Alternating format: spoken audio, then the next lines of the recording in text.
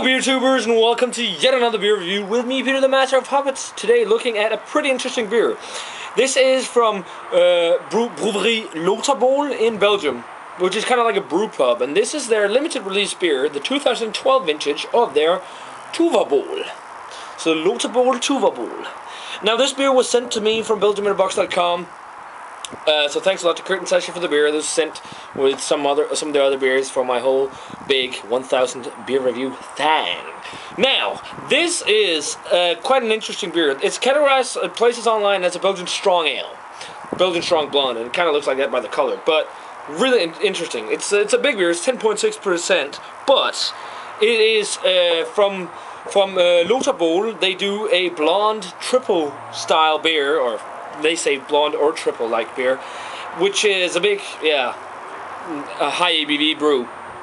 And into that, they blend Fonteinen lambic. So that's pretty interesting. And you can also see that on the cork. I'm not going to show it, but it says Fonteinen. So Fonteinen. So that's pretty interesting that they're mixing a triple with that. So I'm really looking forward to this because I've heard good things about it before. So it should be interesting. Mixing a triple with like the sweet flavors of a triple with a lambic could turn out nice. So yeah, let's get into this. So we got the Tuverbol board, and it looks kind of like a Goose or something like that, or a triple. It's a nice, lightly hazy, just lightly orange, light orange color, golden orange, nice 3-finger fizzy. Slightly creamy almost, white head. Much bigger head than on your average lambic, but let's check out the aroma on this. That is interesting. That is really interesting.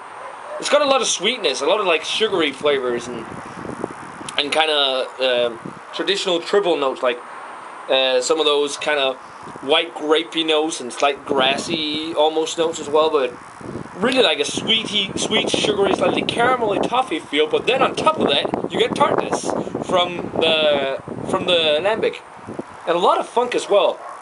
Almost like a champagne-y feel to it. Definitely picking up on a little bit of a horse blanket aroma in there. Citrusy, lemony characters. Oak. It's quite an interesting. Oh, and some tart green apple. It's very apple-y actually. Wow, that's interesting. Some musty, slightly aromas in there, and really nice oak component. It's almost like, it smells kind of interesting because it's got like that sugary sweetness with the oak, which actually kind of works really well. Yeah, certainly an interesting style, or interesting type of brew. And especially the caramel tones. It smells like a mixture of kind of sweet flavors, and then the tart, slightly more tart than sour, and funky flavors from lambic, like a bready funk. It smells really interesting. Let's give this a taste, guys. Cheers.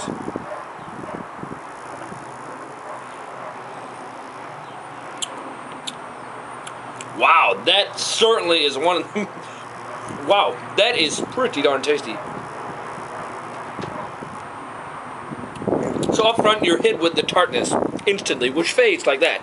You get that tart green apple, tart lemon, kind of like flavors, with it turns into just like this, right now, bone dry aftertaste. I mean, one of the driest beers I've had. So dry, and the dry flavor is just filled with sugar. It's like caramelized sugar and oak, with a little bit of that dusty old funk, like almost like having dust on your tongue.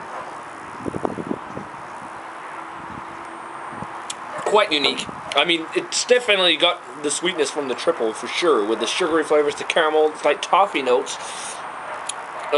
And then funk is like, you get some in the first sip with that kind of grassy, barnyardy flavor, and then what lingers in the aftertaste. I don't really pick up horse blanket here, but in the aftertaste, what lingers is that dusty, musty kind of celery feel. And it's so dry. I mean, it's one of the driest beers I've ever had, actually. It's quite interesting. It's oddly refreshing. For a 10.6% beer, it feels refreshing. It doesn't feel heavy. Mouthfeel is medium. It has kind of a slightly sugary feel, but just slightly, not too bad.